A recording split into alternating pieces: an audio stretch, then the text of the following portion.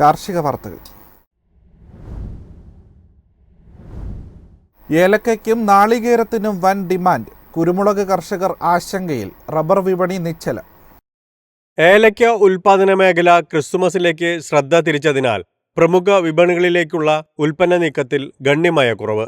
ഉത്സവ സീസണായതിനാൽ ഈ വാരം ചരക്ക് വരവ് ഉയരാൻ ഇടയില്ലെന്നാണ് വ്യാപാരികൾ. ഉൽപാദന മേഖലയിൽ നടന്ന ഏലക്ക ലേലത്തിൽ ആകെ 31,349 കിലോ ചരക്ക് വന്നതിൽ 30,975 കിലോയും വിറ്റുപോയി.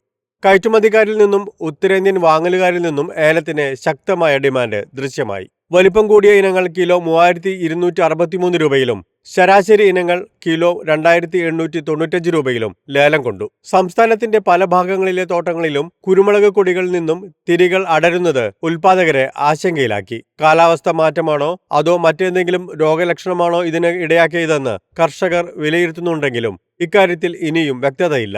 രാത്രി താപനില കുറയുന്നതും പകൽ ചൂട് വർദ്ധിക്കുന്നതും മൂലം പല കുരുമുളക് തോട്ടങ്ങളിൽ പ്രതിസന്ധി ഉളവാകുന്നതായി നേരത്തെ തന്നെ റിപ്പോർട്ടുകളുണ്ടായിരുന്നു. കൊച്ചിയിൽ അൺഗാർബിൾഡ് കുരുമുളക് വില 100 രൂപ കുറഞ്ഞ് 63,200 രൂപയായി. ദക്ഷിണേന്ത്യ സംസ്ഥാനങ്ങളിൽ നാളികേര വില വീണ്ടും ഉയർന്നു. വെളിച്ചെണ്ണയ്ക്ക് ആവശ്യമുയർന്നത് കണ്ട് തമിഴ്നാട്ടിലെ വൻകിട മില്ലുകാർ എണ്ണവില ക്വിന്റലിന് 125 രൂപ ഉയർത്തി. ഇതിന്റെ ചൂടുപിടിച്ച് കൊച്ചിയിൽ 100 രൂപയും കയറി. കേന്ദ്രം കൊപ്രയുടെ താങ്ങുവില ഉയർത്തിയത് വരും മാസങ്ങളിലും മെച്ചപ്പെട്ട വിലയ്ക്ക് അവസരമൊരുക്കുമെന്ന നിലപാടിലാണ് ഉൽപ്പാദകർ. ജപ്പാൻ ഒസാക്ക എക്സ്ചേഞ്ചിൽ റബ്ബർ അവധി വിലകളിൽ നേരിയ ചാഞ്ചാട്ടം അനുഭവപ്പെട്ടതിനിടയിൽ മുഖ്യ കയറ്റുമതി വിപണിയായ ബാങ്കോക്കിൽ ഷീറ്റ് വില 19,676 രൂപയായി താഴ്ന്നു.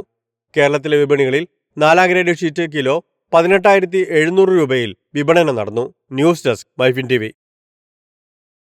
ഇന്ത്യയുടെ തേയില കയറ്റുമതി ഈ വർഷം ഉയരും. ഇറാൻ, ഇറാഖ് എന്നീ രാജ്യങ്ങളിൽ നിന്നും വൻ ഡിമാൻഡാണുള്ളത്. ആഗോള സംഘർഷങ്ങൾക്കിടയിലും ഇന്ത്യൻ തേയിലയ്ക്ക് ഡിമാൻഡ് ഏറുന്നു. ഇറാൻ, ഇറാഖ് എന്നീ രാജ്യങ്ങളിലേക്കുള്ള കയറ്റുമതിയിൽ വൻ പ്രതീക്ഷയാണ് വ്യാപാരികൾക്കുള്ളത്. കഴിഞ്ഞ വർഷത്തെ അപേക്ഷിച്ച് ഈ വർഷം കയറ്റുമതി 260 ദശലക്ഷം ടണ്ണായി ഉയരുമെന്നാണ് കണക്കാക്കുന്നത്. കൂടാതെ റഷ്യ, അമേരിക്ക എന്നീ രാജ്യങ്ങളും ഇന്ത്യൻ തേയിലയുടെ പ്രധാന വിപണിയായി വളർന്നുവരുന്നുണ്ടെന്നാണ് ഇന്ത്യൻ ടീ എക്സ്പോർട്ടേഴ്സ് അസോസിയേഷൻ വ്യക്തമാക്കുന്നത്. തേയിലയുടെ ഗുണനിലവാരം മെച്ചപ്പെടുത്തുന്നതിലും നിലവാരമില്ലാത്ത തേയില കുറയ്ക്കുന്നതിനുമുള്ള ടീ ബോർഡിന്റെ സമീപനം കയറ്റുമതി വളർച്ചയെ സഹായിച്ചിട്ടുണ്ട്. സൗദി അറേബ്യ, സിറിയ, ചൈന എന്നീ വിപണികളിൽ കൂടുതൽ സജീവമാകാനുള്ള ശ്രമങ്ങൾ ഇന്ത്യൻ തേയില കയറ്റുമതിക്കാർ നടത്തിവരുന്നുണ്ട്. ഓർത്തഡോക്സ് ചായയുടെ പ്രധാന വിപണിയാണ് ഇറാൻ. റഷ്യ, ഇറാഖ് എന്നീ രാജ്യങ്ങൾ CTC ചായയോടാണ് പ്രിയം കാണിക്കുന്നത്. News desk MyFin TV. കാർഷിക ഉൽപ്പന്നങ്ങൾ മറ്റ് സംസ്ഥാനങ്ങളിലേക്കും വിപണികളിലേക്കും കൊണ്ടുപോകാൻ കർഷകരെ സഹായിക്കാൻ പുതിയ പദ്ധതിയുമായി കേന്ദ്ര സർക്കാർ. സംസ്ഥാനങ്ങളുമായി ഇത് സംബന്ധിച്ച് ചർച്ചകൾ നടത്തിവരികയാണെന്ന് കേന്ദ്ര കൃഷിമന്ത്രി ശിവരാജ് സിംഗ് ചൗഹാൻ പറഞ്ഞു. രാജ്യത്തിന്റെ GDPയിൽ കാർഷിക മേഖലയുടെ സംഭാവന 18%. ഈ മേഖലയെ കൂടുതൽ ശക്തിപ്പെടുത്തുന്നതിനായി സർക്കാർ നിരവധി മേഖലകളിൽ പ്രവർത്തിക്കുകയാണെന്ന് മന്ത്രി പറഞ്ഞു. Gokhale institute of politics and ഇക്കണോമിക്സിന്റെ പ്ലാറ്റിനം ജൂബിലിയോടനുബന്ധിച്ച് നടന്ന ചടങ്ങിലാണ് മന്ത്രി ഇക്കാര്യം വ്യക്തമാക്കിയത്. പ്രകൃതിദത്ത കൃഷിയിലേക്ക് നീങ്ങുകയാണ് കാലഘട്ടത്തിന്റെ ആവശ്യമെന്നും ഇത് പൂർണ്ണശേഷിയോടെ മുന്നോട്ട് കൊണ്ടുപോകണമെന്നും അദ്ദേഹം പറഞ്ഞു. ലാബ് പരീക്ഷണങ്ങൾ വയലുകളിലേക്ക് എത്തണമെന്നും ഗവേഷകർ ലാബിൽ ഒതുങ്ങരുതെന്നും മന്ത്രി പറഞ്ഞു. കാർഷിക മേഖലയുമായി ബന്ധപ്പെട്ട വിവരങ്ങൾ ഇംഗ്ലീഷ് ഭാഷയിൽ മാത്രം ഒതുക്കരുതെന്നും വിവിധ ഭാഷകൾ പ്രസിദ്ധീകരിക്കണമെന്നും ശിവരാജ് സിംഗ് ചൗഹാൻ വ്യക്തമാക്കി. News desk MyFin TV. തെലങ്കാനയിലെ പരുത്തി കർഷകർക്ക് കേന്ദ്ര താങ്ങുവില ലഭിച്ചേക്കും. സംസ്ഥാന സർക്കാരുമായി കൂടിയാലോചിച്ച് പദ്ധതി പരീക്ഷണാടിസ്ഥാനത്തിൽ നടപ്പിലാക്കാനാണ് നീക്കം.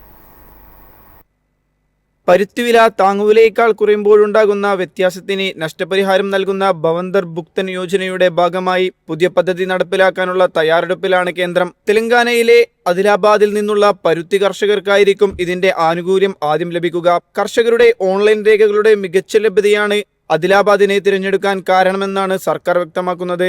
കാർഷിക സാമ്പത്തിക വിദഗ്ധനും നീതി ആയോഗ് അംഗവുമായ രമേശ് ചന്ദിന്റെ നേതൃത്വത്തിൽ വ്യവസായ, കർഷകർ, സംസ്ഥാന സർക്കാരുകളുടെ പ്രതിനിധികൾ എന്നിവരടങ്ങുന്ന സമിതിയുടെ യോഗം കഴിഞ്ഞയാഴ്ച നടന്നിരുന്നു.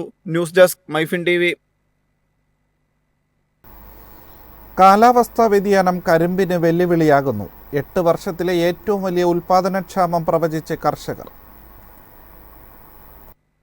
പ്രതികൂല കാലാവസ്ഥയിൽ ഇന്ത്യയിലെ കരിമ്പ് വിളവ് കുറയുന്നു. 8 വർഷത്തിനിടെ ആദ്യമായി രാജ്യത്തെ പഞ്ചസാര ഉൽപാദനം ഉപഭോഗത്തേക്കാൾ കുറയുന്നതായി കർഷകരുടെ പക്ഷം. ലോകത്തെ ഏറ്റവും വലിയ രണ്ടാമത്തെ പഞ്ചസാര ഉൽപാദക രാജ്യമാണ് ഇന്ത്യ. മഹാരാഷ്ട്ര, കർണാടക, ഉത്തർപ്രദേശ് എന്നീ സംസ്ഥാനങ്ങളിൽ നിന്നാണ് രാജ്യത്തെ മൊത്തം പഞ്ചസാര ഉൽപാദനത്തിന്റെ 80% സംഭാവന ചെയ്യുന്നത്. ഇവിടങ്ങളിൽ ഉൽപാദനത്തിൽ ഗണ്യമായ ഇടിവുണ്ടാകുമെന്നാണ് കണക്കാക്കുന്നത്. കഴിഞ്ഞ വർഷത്തെ 32 മില്യൺ ടണ്ണിൽ നിന്നും ഉൽപാദനം ഏകദേശം 27 മില്യൺ ടണ്ണായി കുറയുമെന്നാണ് സർക്കാർ വൃത്തങ്ങൾ നൽകുന്ന സൂചന. ഉൽപാദന ഇടിവ് കയറ്റുമതി സാധ്യതകളിലും മങ്ങലേൽപ്പിക്കുന്നുണ്ട്. News desk MyFin TV. കമ്പോള നിലവാരം. ഇന്നത്തെ കമ്പോള നിലവാരം. RSS 4 221, RSS 5 217, ലാറ്റക്സ് 149, ജാതിക്ക 360, ജാതിപത്രി 2000 മുതൽ 2100 വരെ, ഗ്രാമ്പു 900, അടയ്ക്ക 280, കാപ്പിക്കുരു 235, കൊക്കോപ്പരിപ്പ് 730, കുരുമുളക് ഗാർബിൾഡ് 65200, കുരുമുളക് അൺഗാർബിൾഡ് 63200, ഏലയ്ക്ക 2800 മുതൽ 2900 വരെ, വെളിച്ചെണ്ണ 21700, കൊപ്ര 17000, ചുക്ക് 32500.